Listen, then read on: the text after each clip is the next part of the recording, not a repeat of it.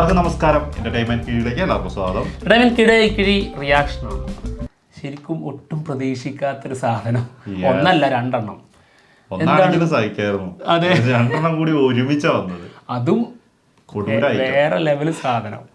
ഒന്ന് പിന്നെ നമ്മള് അനൗൺസ്മെന്റ് ഇങ്ങനത്തെ ഒരു പോസ്റ്റർ ഒന്നും പ്രതീക്ഷിച്ചിട്ടില്ലായിരുന്നു. പക്ഷെ ഒരു ടീസർ വരുമെന്നുള്ള കാര്യം നമ്മൾ പറഞ്ഞിട്ടുണ്ടായിരുന്നു. അത് നേരത്തെ അനൗൺസ് ചെയ്തു തരുന്ന സംഭവം തന്നെയായിരുന്നു. പക്ഷെ അതിനു വേണ്ടിയിട്ട് ഒരു പോസ്റ്ററും ഡേറ്റ് ഒക്കെ വെച്ചിട്ടൊരു ഇത് വരുന്നു ഒരിക്കലും പ്രതീക്ഷിച്ചില്ല. ഒഫീഷ്യൽ അനൗൺസ്മെന്റ് വരിക എന്ന് പറഞ്ഞു കഴിഞ്ഞാൽ അതൊരു പോസ്റ്റർ വെച്ച് ശരിക്കും പറഞ്ഞു കഴിഞ്ഞാൽ ഒരു ഫസ്റ്റ് ലുക്ക് എന്ന് വേണമെങ്കിൽ പറയാം. തീർച്ചയായിട്ടും ഫസ്റ്റ് ലുക്ക് തന്നെ അങ്ങനെ വിചാരിക്കാം. അതെ, അതായത് തലൈവർ 171ന്റെ ഫസ്റ്റ് ലുക്ക് പോസ്റ്റർ.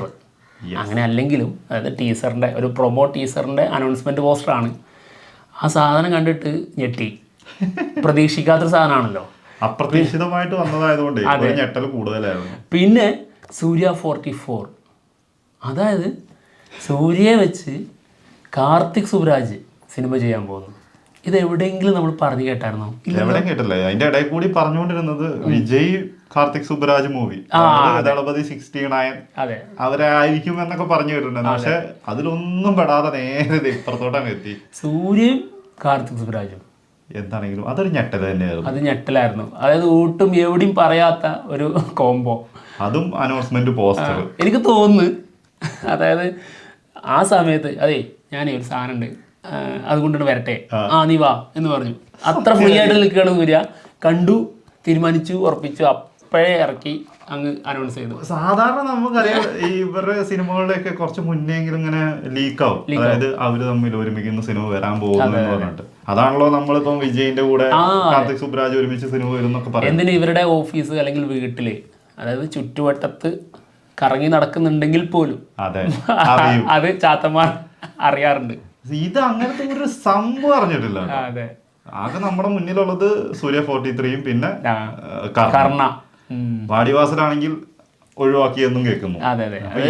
അതങ്ങനെ ഒരു കൺഫ്യൂഷനിൽ അവിടെ നിൽക്കുകയാണ്. ഇതെന്തായാലും സൂര്യ 44 അത് ഒഫീഷ്യലി അങ്ങ് വന്നപ്പോൾ ഞെട്ടിച്ചു. ശരിക്കും ത്രില്ലടിച്ചു കേട്ടോ. കാരണം സൂര്യയെ വെച്ച് കാർത്തിക് സുബ്രാജ് സിനിമ ഒരുക്കുമ്പോൾ അതൊരു ഒന്നൊന്നര സാധനമായിരിക്കും. ഉറപ്പല്ലേ, ചെറിയ സംഭവത്തിലൊന്നും ആയിരിക്കില്ല പിടിക്കുക. ഗംഭീര സാധനം തന്നെ ആയിരിക്കും. ഓക്കെ, എന്തായാലും ഇതാണ് സൂര്യ 44ന്റെ അനൗൺസ്മെന്റ് പോസ്റ്റർ. എന്താണെങ്കിലും റബ്ബറാണ്. റബ്ബർ ടാപ്പിംഗ് തൊഴിലാളിയാണെന്ന് തോന്നുന്നു. ടാപ്പിംഗ് രണ്ട് രീതിയിൽ, അതായത് അങ്ങോട്ടും ഇങ്ങോട്ടും വെട്ടിയിട്ടുണ്ട്. അതിൽ ഒരു അമ്പ് തറച്ചിട്ടുണ്ട്. ഒന്ന് അത് നാടൻ അമ്പാണ്. പിന്നെ ഈ റബ്ബറിൽ വെട്ടിയിരിക്കുന്ന സാധാരണ നമ്മൾ ഒരു സൈഡിലേക്ക് ഇങ്ങനെയല്ലേ വെട്ടുക.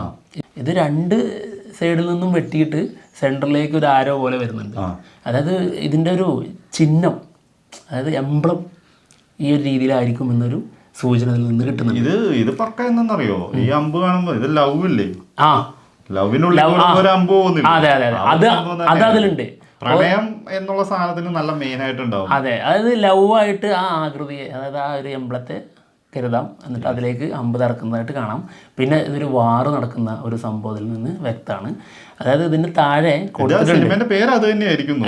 അല്ലല്ല, അതായത് ഇതിൽ ഉള്ള മെയിൻ സംഭവങ്ങളാണ് അതിൽ കൊടുത്തിട്ടുള്ളത്. ലവ്, ലഫർ, വാറ്. അപ്പൊ അതിൽ എല്ലാം ഉണ്ടാവും. യുദ്ധം ഉണ്ടാവും, പ്രണയം ഉണ്ടാവും, സന്തോഷം ഉണ്ടാവും. അതെ, എല്ലാം ഉൾപ്പെടുത്തിയിട്ടുള്ള ഒരു സംഭവം. എന്തായാലും പിന്നില് ഇതുപോലെ ഒരുപാട് റബ്ബർ മരങ്ങളുണ്ട്. അത് മൊത്തം കത്തുകയാണ് നിന്നിട്ട്. പിന്നെ അതിന്റെ ഇടയ്ക്ക് ഒരു പഴയ കോണ്ടസയും കിടക്കും. കോണ്ടസയാണോ അല്ലെങ്കിൽ സി ക്ലാസ് ബെൻസ് ആണോ? ബെൻസ് അല്ല അല്ലേ, കോണ്ടസയാണ്. വിന്റേജ് ടൈപ്പ് സാധനം. പിന്നെ റബ്ബറിന്റെ ആ ഒരു വെട്ടി ഇത് ചെയ്തിട്ട് അതിന്റെ പാലെടുക്കുന്ന ആ ഒരു ചിരട്ടയുണ്ടല്ലോ, അതും കാണുന്നുണ്ട്. കമത്തി വെച്ചിട്ടിരിക്കുകയാണ്. എന്തായാലും 2D എന്റർടൈൻമെന്റ്സ് ആണ് സിനിമ നിർമ്മിക്കുന്നത്. എല്ലാം സെറ്റാക്കി വെച്ചിരിക്കുകയല്ലേ. എല്ലാവിധ ഭാവുകങ്ങളും പുറത്ത് വിടാതിരുന്നത് തന്നെ കേട്ടോ. എനിക്ക് തോന്നുന്നത് നേരത്തെ പ്ലാൻ തന്നെ ചെയ്തിട്ടുണ്ടാവും. പക്ഷെ അനൗൺസ്മെന്റ് ചെയ്യുന്ന ഇന്നഡേറ്റിന് വിടാന്നുള്ളതിന് മാത്രം ഇങ്ങനെ പിടിച്ചു നിന്നാ തോന്നുന്നു. എനിക്ക് ആ സൂര്യ 44 എഴുതിയില്ലേ, ആ 44 എന്നുള്ളത് തിരിച്ചിട്ടുള്ളേ.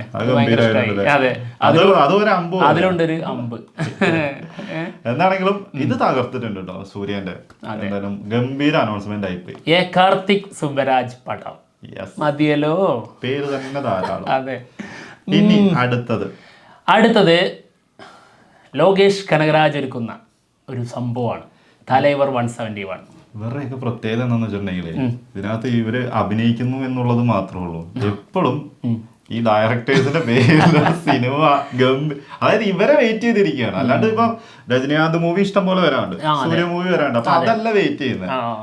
കാർത്തിക് സുബ്രാജ് മൂവി, ലോകേഷ് കനകരാജ് മൂവി, അങ്ങനെ ശങ്കർ മൂവി, RR മറ്റേ രാജ, അങ്ങനെ ഇവരെല്ലാം ഡയറക്ടേഴ്സിന്റെ പേരിലാണ് സിനിമ പ്രതീക്ഷിച്ചുകൊണ്ടിരിക്കുന്നത്. അതിന്റെ ഇടയ്ക്ക് പിന്നെ നായകനായിട്ട് വരുന്ന ഇവരെന്ന് കേൾക്കുമ്പോ ഒരു മനസ്സ് അവരുടെ കൂടെ എന്നുള്ളതിലാണ് പ്രത്യേകത. സത്യം. എന്തായാലും കാർത്തിക് സുബ്രാജ് ഇപ്പൊ നമുക്കൊരു അത്ഭുതം മുന്നിലേക്ക് തരാൻ പോകുന്നു എന്നുള്ളതിന്റെ സൂചന തന്നു. ഇനി മറ്റൊരു അത്ഭുതം തരാൻ പോകുന്നത് ലോകേഷ് കനകരാജാണ്. ഇതിന്റെ ഫസ്റ്റ് ലുക്ക് തന്നപ്പോൾ ഇതിൽ നിന്ന് നമുക്ക് കുറേ കാര്യങ്ങൾ പറയാനുണ്ട്. തലൈവർ 171 ഇതിന്റെ ടൈറ്റിലൊക്കെ റിവീൽ ചെയ്യും എന്നുള്ളതാണ് ഇവർ പറഞ്ഞിരിക്കുന്നത്.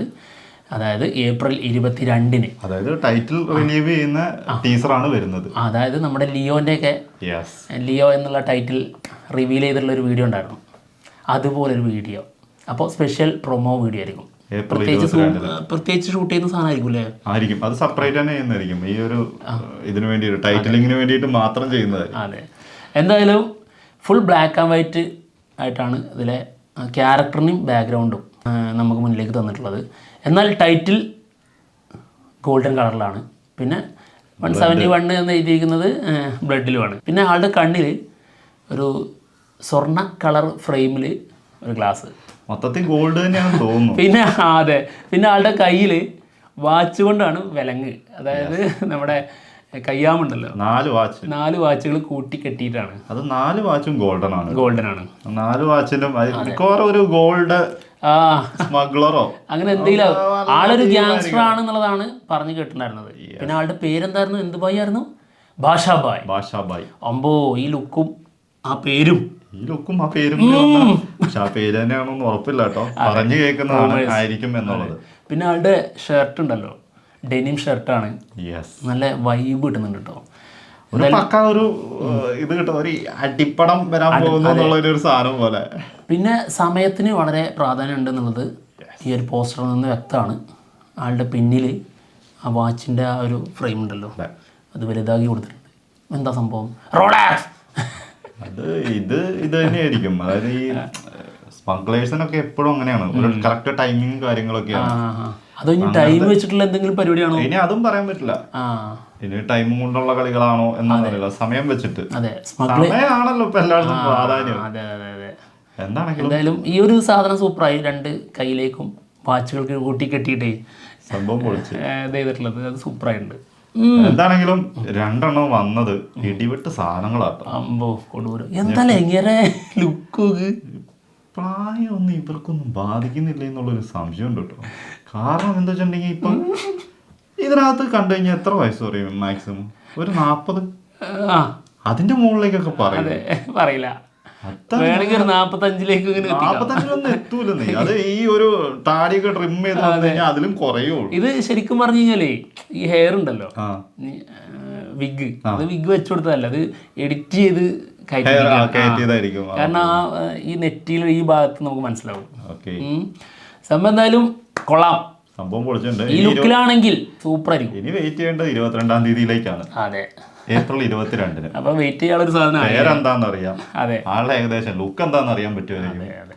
പിന്നെ ടോട്ടൽ സ്വഭാവം ഏതാണ്ട് മനസ്സിലാക്കാൻ പറ്റും. കാരണം ലിയോ സിനിമയുടെ പ്രൊമോയിൽ നിന്ന് ഏതാണ്ട് കാര്യങ്ങൾ അതുപോലെ തന്നെയാണല്ലോ സംഭവിച്ചത്. തീർച്ചയായിട്ടും. എന്തായാലും സൺ പിക്ചേഴ്സ് ആണ് സിനിമ നിർമ്മിക്കുന്നത്. അങ്ങനെയല്ലേ വരുവുള്ളൂ. രജനികാന്ത് അല്ലേ? രജനികാന്തിന് എന്തോ ഷെയർ ഉണ്ടെന്ന് തോന്നുന്നു. ഏതാണ്ട് ഇപ്പോ അവര് അതെ. എന്താണെങ്കിലും ഗംഭീര അപ്ഡേറ്റ്സ് ആയിരുന്നു. ഇനിയും പ്രതീക്ഷിക്കാം. ഈസ്റ്ററാണ് വരാൻ പോണത്, എന്തെങ്കിലും വന്നേക്കാം. അപ്പൊ എന്തായാലും ഞങ്ങൾ പോവാണ്. വിശേഷങ്ങളുമായിട്ട് ഉടനെ വരാം. ബൈ.